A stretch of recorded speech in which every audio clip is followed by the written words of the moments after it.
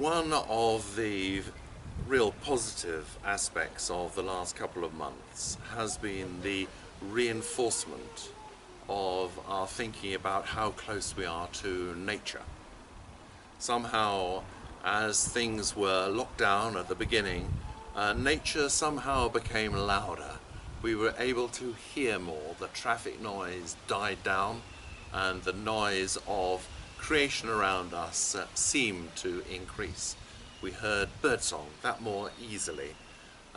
We notice and see and hear the bees and the other insects at work in the garden so much more easily. We see what it is that's happening around us in a way through a new and different lens.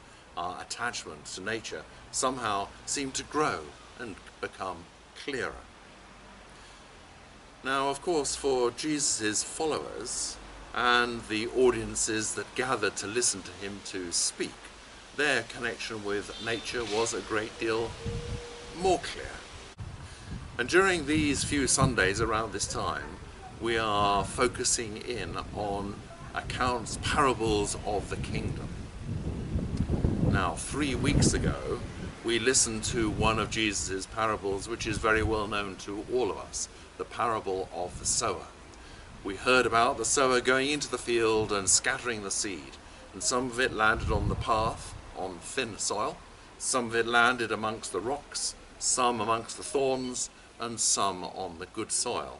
And of course, we all know, because we've heard that story so often, we all understand what that means.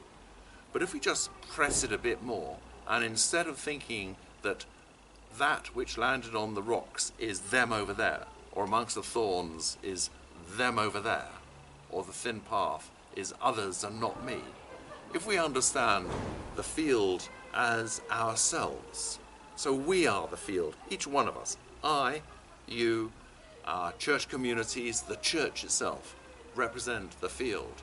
And in that field we have both good soil, yes, but also we have those patches of thorns, of rocks, of thin soil, where the good seed, the good news, struggles to find root, struggles to find place in our lives and in our thinking. And that's our challenge. Our challenge is to find within ourselves ways to enable the good seed to land on good soil without getting strangled by the weed, without being disabled from growing by the thinness of the soil, whether it's the path or the rocks, by not being clogged up by the thorns that grow amongst it. And what happens if we enable that to happen? Then that seed, as we heard today in today's gospel, that seed, that small mustard seed, grows into a tree which attracts all others, a tree in which others find a place to be, to exist, to be cared for, and to be loved. Yes, indeed. That is a parable of the kingdom.